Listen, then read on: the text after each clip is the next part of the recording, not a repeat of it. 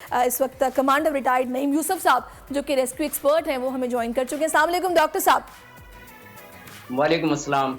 Doctor साहब मुझे ये बताइएगा कि ये जो कल का सारा ऑपरेशन था, आप रेस्क्यू एक्सपर्ट हैं, ये कितना नामुमकिन था जिसको हमारे जवानों ने माशाल्लाह से मुमकिन बनाया? ये जी बहुत नामुमकिन रेस्क्यू ऑपरेशन था। रेस्क्यू ऑपरेशन जो दुनिया भर में किए जाते हैं उनकी 4 किस्में हैं।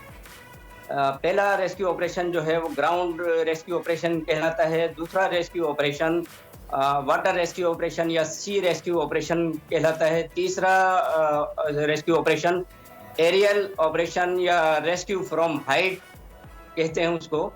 और चौथा रेस्क्यू ऑपरेशन जो है वो rescue operation under the confined spaces, यानी जो तंग जगह होती हैं, दुश्वार गुजार जगह होती है, वहाँ पर अगर कोई फंस जाए तो उन तंग जगहों से जो ऑपरेशन किया जाता है उसको नैरो स्पेसिस या कन्फाइंड स्पेस रेस्क्यू ऑपरेशन कहा जाता है।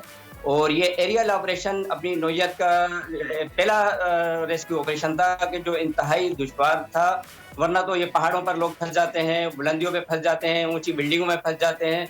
वहाँ से तो बहुत रेस्क्यू हमने भी कराए हैं, लेकिन ये चेयर लिफ्ट का फंस जाना और दो डोरियों पर चलती है चेयर लिफ्ट, और उसमें से एक डोरी टूट जाए और दूसरी डोरी पे जो है वो हैंग हो जाए और काफ़ी देर तक वो लटकी रहे, ये rescue operation air to air कहलाता है। ये हवा से हवा में रेस्क्यू ऑपरेशन, ये इंतहाई दुश्वार गुजार और कठिन रेस्क्यू ऑपरेशन होता है। और मैं शाबाश देता हूँ पाक आर्मी के जवानों को, पाक फ़िज़ाइया के जवानों को, और जो वहाँ रज़ाकार थे तमाम लोग जो है वो तहसीन के मुस्तहिक हैं कि जिन्होंने इतना कठिन रेस्क्यू ऑपरेशन करके तमाम जानों को बाहिफाजत बचा ली। बिल्कुल। अच्छा, मुझे डॉक्टर साहब ये भी बताइएगा कि ये जो रेस्क्यू ऑपरेशन है इसमें 3 दफ़ा पहले कोशिश की गई, उसके बाद चौथी कोशिश जो है उसमें बताया जा रहा है कि कुछ चीज़ें जो हैं वो फिर मुमकिन हो पाई हैं। तो आपको क्या लगता है पाकिस्तान कितना एडवांस है इस तरह के रेस्क्यू ऑपरेशंस के लिए? हमारे पास इक्विपमेंट और चीज़ें हैं मौजूद या फिर बिल्कुल नहीं है? नहीं, ऐसा नहीं है। मैं खुद भी शरीक था इमदादी कार्रवाइयों में, और मुझे जो पहला टास्क मिला था वो मरगला टावर रेस्क्यू ऑपरेशन का मिला था, जो हमने 16 दिन में मुकम्मिल किया था। और अल्हम्दुलिल्लाह उसके बाद नेशनल डिजास्टर मैनेजमेंट अथॉरिटी बनी, जिसका दफ्तर प्राइम मिनिस्टर सेक्रेटेरिएट में है। उसके तहत जो है 2 सर्च एंड रेस्क्यू टीमें भी बनी, और अल्हम्दुलिल्लाह हमारे पास सामान भी है, और हमारे पास लाइट रेस्क्यू का और हैवी रेस्क्यू का सामान भी मौजूद है। इसके अलावा पाक आर्मी के पास और जहाँ जहाँ स्टेक होल्डर्स हैं, हमारे मुख्तलिफ इदारे हैं, उनके पास अपना भी जो है वो हैवी रेस्क्यू का सामान है। हैवी रेस्क्यू मशीनरी में क्रेन, बुलडोज़र और इस किस्म की भारी मशीनरी शामिल है। और लाइट रेस्क्यू इक्विपमेंट में कटर्स जो मलबा काटते हैं, लोहा काटते हैं, सरिया, पिलर बीम वगैरह काटते हैं, ये लाइट रेस्क्यू इक्विपमेंट है। तो अल्हम्दुलिल्लाह सामान है बहुत, लेकिन हर वक्त जो है वो बेहतरी की तवक्को और उम्मीद की जा सकती है। अच्छा, आपने ये सवाल किया कि रेस्क्यू ऑपरेशन 3 मरतबा जो है वो ट्राई की और चौथी मरतबा में रेस्क्यू ऑपरेशन कामयाब हुआ। तो रेस्क्यू ऑपरेशन जो किया जाता है, उस रेस्क्यू का मतलब होता है किसी की जान बचाना, और किसी की जान बचाने के लिए जो है वो हालात को देखा जाता है, वहाँ माहौल को देखा जाता है, मौसम को देखा जाता है, और जो वहाँ की ग्राउंड रियलिटीज़ हैं वो वहाँ मौजूद लोग, पाक आर्मी के जवान, फ़िज़ाइया के जवान बखूबी कर रहे थे। और जो हेलीकॉप्टर उड़ा रहे थे पायलट, उनको भी मौसम की खराबी का अंदाज़ा था। नहीं, और आप बिल्कुल ठीक कह रहे हैं। देखिए डॉक्टर साहब, मेरे कहने का मकसद ये है कि ये तो जवान है, ज़ाहिर है इनकी खिदमात के बगैर तो ये मुमकिन ही नहीं था।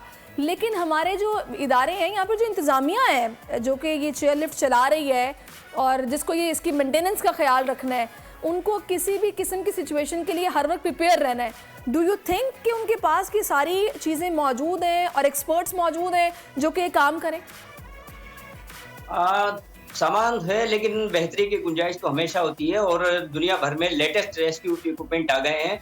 देखिए, जो ग्राउंड रेस्क्यू ऑपरेशन होता है उसके लिए अलग इक्विपमेंट और टूल्स होते हैं। जो पानी में जो वाटर रेस्क्यू होता है उसके अलग टूल्स होते हैं। एरियल रेस्क्यू ऑपरेशन के लिए स्लिंग रेस्क्यू ऑपरेशन जो कि हमारे कमांडोज ने किया आर्मी के, उसके अलग इक्विपमेंट होता है। स्लिंग रेस्क्यू का कन्फाइंड स्पेस का अलग होता है। तो हर ज़रूरत अब इस बात की है कि हर किस्म के रेस्क्यू के लिए, जो मैंने 4 कैटेगरीज बताई हैं रेस्क्यू की, ground rescue, aerial rescue, confined space rescue और वाटर रेस्क्यू, इन तमाम कैटेगरीज के लिए अलग अलग इक्विपमेंट और अलग अलग माहिर होने चाहिए और इसके लिए बाकायदा जो है वो इमरजेंसी पॉइंट्स होने चाहिए, खास तौर पर नॉर्दर्न एरियाज में और जहाँ ये चेयर लिफ्टें चलती हैं और आप देखते हैं कि हर साल सर्दियों के मौसम में या बर्फबारी के मौसम में लैंड स्लाइडिंग भी होती है और हादसा होते रहते हैं, गाड़ियाँ खाइयों में गिरती रहती हैं और बहुत सारे लोग जो है वो जख्मी हो जाते हैं, हलाक हो जाते हैं। तो वहाँ पर इस किस्म की फर्स्ट एड पोस्ट जिसमें इमरजेंसी रेस्क्यू इक्विपमेंट मौजूद हैं, वहाँ पर टीमें मौजूद हों हर वक्त और जहाँ जहाँ ये चेयर लिफ्टें चल रही हैं वहाँ तो बहुत ज़रूरी है इमरजेंसी पोस्ट और होनी अब तो डॉक्टर चाहिए। साहब केपी इंतजामिया जो हुकूमत है उनकी तरफ से भी कहा गया है कि जहाँ जहाँ चेयर लिफ्ट्स लगी हुई हैं उन सब का मुआयना किया जाए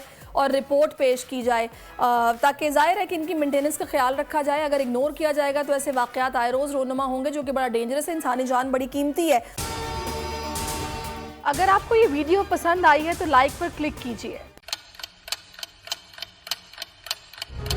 आप लोग इस मुल्क पाकिस्तान में आजाद हैं। सहाफती उसूलों पर कारबंद बोल न्यूज ने रखी रिवायत बरकरार। बोल न्यूज की जानिब से देखने वालों को यौम आज़ादी की बेहद मुबारकबाद। मुल्क भर से जश्न आजादी की तकरीबात बोल ने दिखाई अपनी स्क्रीन पर।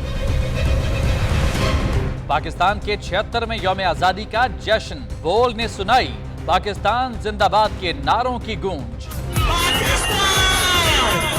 बोल की सबसे बड़ी ट्रांसमिशन में पाकिस्तान का नाम रोशन करने वालों ने दिए कौम को पैगामात। बेपनाह मुश्किलात का सामना करके इस मुल्क को हासिल किया। आज़ाद कौमों को बहुत सी कुर्बानियाँ देनी पड़ती हैं। 76 वालियों में आज़ादी का दिन जोश खरोश के साथ मनाया, क्योंकि जिंदाबाद पाकिस्तान ये है बोल की पहचान। सब्सक्राइब करें और बेल दबाएं ताकि कोई खबर रह न जाए।